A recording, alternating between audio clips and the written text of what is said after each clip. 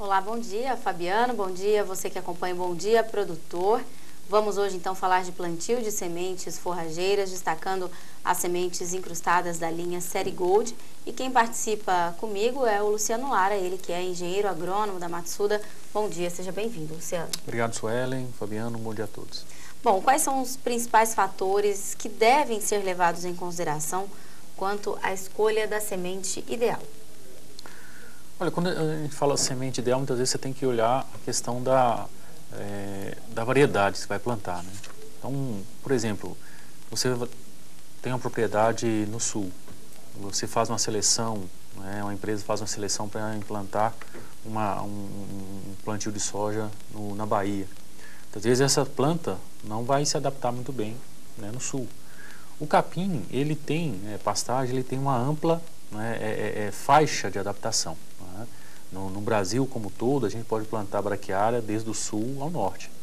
Mas a gente vai ter alguns desempenhos, né, de produção maior ou menor, né, nessas regiões, dependendo da condição do solo, da condição do clima, né, da adubação que se pode fazer, irrigação que se pode fazer.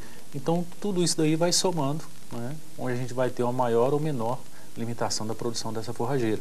Então, tem que se buscar sempre um material, né, adequado para aquela região, né, para aquela condição de solo, olhar principalmente, né, regiões onde são mais de baixada, onde tem assim, baixa drenagem, fica mais úmido. Aí você tem uma limitação, né, com relação às variedades que são tolerantes a essa condição de solo, né? E essas coisinhas que tem que ser olhada para a gente então implantar uma pastagem e ter uma persistência bem longa dela e também uma produção, não é, satisfatória, porque muitas vezes a gente coloca um capim que não é tão indicado numa determinada condição de solo, né, numa determinada região, que muitas vezes a gente consegue até estabelecer, mas o capim ele fica amarrado, ele não desenvolve, ele não rebrota, né, ele não produz, acaba que começa a invadir planta daninha, né, então vai causando um certo problema porque o capim não está muito bem, não foi muito bem orientado a colocação, ou muitas vezes se colocou o capim pensando que ele iria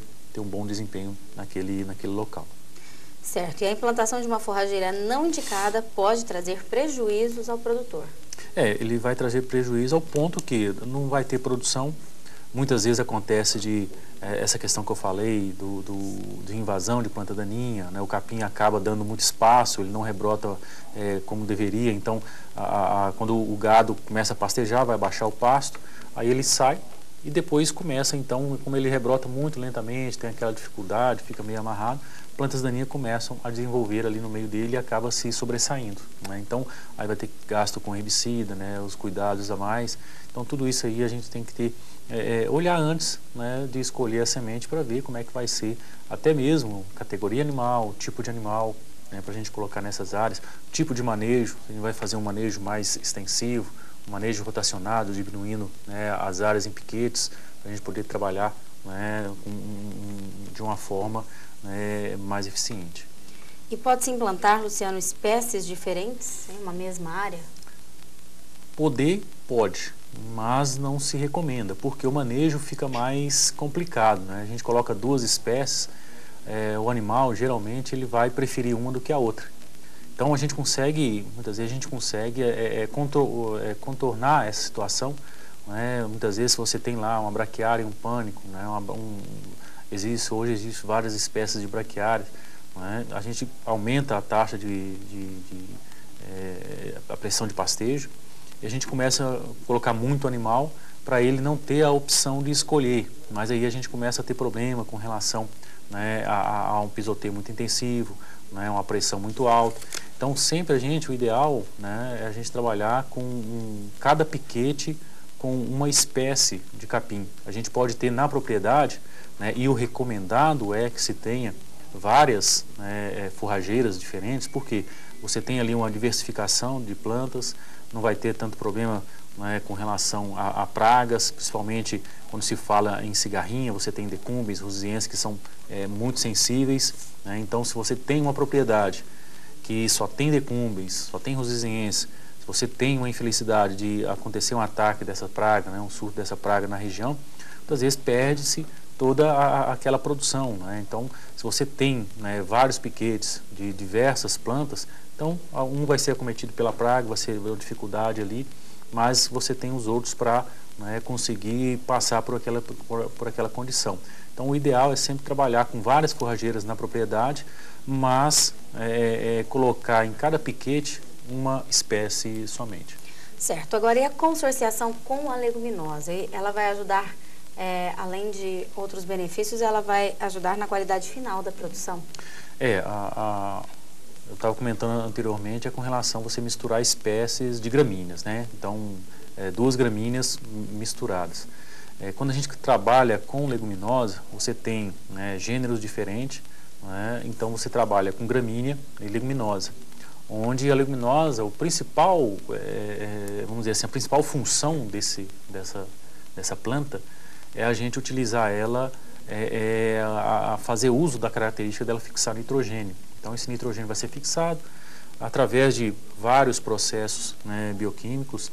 A gente vai ter ali, essa fixação desse nitrogênio e depois a disponibilização desse nitrogênio que a planta, juntamente com as bactérias, fixaram na estrutura da planta, que vai ser passado então para o ambiente, né? Então, por exemplo, através de exudados da raiz, através de morte de parte da planta, a leguminosa é um material muito rico em proteína, e essa relação, né, quanto mais rico em proteína a gente tem uma relação CN melhor, a gente vai ter também um material que decompõe mais rapidamente. Decompondo mais rapidamente, mineralizando mais rapidamente, a gente vai ter essa disponibilização, né, desses nutrientes, e principalmente do nitrogênio, para a planta que vai estar associada, que vai ser o capim, né, principalmente as braquiárias.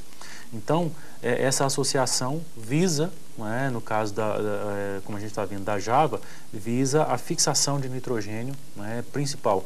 E num segundo momento, o animal vai acabar consumindo parte da planta, né, porque ela é um material que vai se enrolar, né, no capim. Então, o animal fazendo o pastejo acaba levando ela e melhorando também essa condição nutricional do que ele consome. Luciano, agora se o produtor fizer a escolha correta da semente, levando em conta a espécie animal que vai pastejar na área e não se atentar para o tipo de solo, ele vai ter problemas? Se você pegar, né, solos, existe aí solos, né, uma gama muito grande, né, a gente olhar uma análise de solo, né, se você pegar aí solos de baixa, muito arenosos, muito fracos, baixa fertilidade, solos, né, de mais alta fertilidade, mais argilosos, com presença maior de matéria orgânica. Então a gente tem uma gama muito grande. E às vezes dentro de uma mesma propriedade, você encontra, né, faixas de solos diferentes.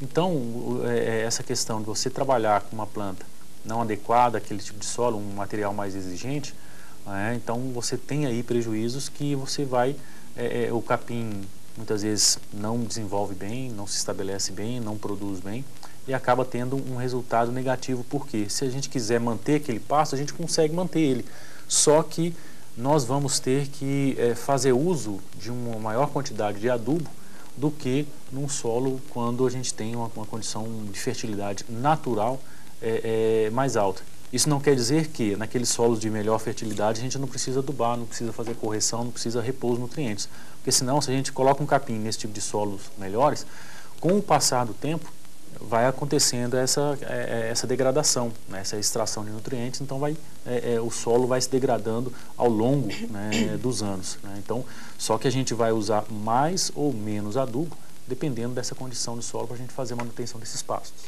Certo, e as sementes incrustadas da linha Série Gold são uma ótima opção para o produtor, né? Fazer um plantio de qualidade, levar tecnologia aí para a sua propriedade. Hoje, né, a questão da tecnologia em produção de sementes, você vê essa parceria da Matsuda com a Incotec, que já vem trabalhando há mais de 50 anos no mercado internacional, já está há mais de 10 anos aqui no Brasil, onde trabalha sempre visando, né, essa transferência de tecnologia para sementes, o tratamento, né, você vê hoje, né, mesmo semente de grandes culturas, né, arroz, feijão, trigo, milho, soja, também se busca, né, a adição de tecnologia para melhorar a plantabilidade, melhorar a proteção, a segurança no estabelecimento dessas sementes. E as forrageiras, né, não seria diferente. Hoje se busca colocar essas tecnologias, proteção, para melhorar, né, tanto a questão de plantabilidade quanto a questão de segurança, né, no estabelecimento dessas áreas. Bom, muito bem. Você que acompanhou a nossa participação aqui no Bom Dia Produtor, você que quer mais informações sobre o plantio de sementes forrageiras, é só entrar em contato com a Matsuda. O nosso telefone é o 0 operadora 18 3226 2000. Muito obrigada, Luciano, pelas suas informações, pela sua participação. Bom dia. Bom dia, Suelen, e até a próxima oportunidade. Um ótimo dia, obrigada pela companhia e é com você, Fabiano. Obrigado, Suelen. Bom dia a todos vocês.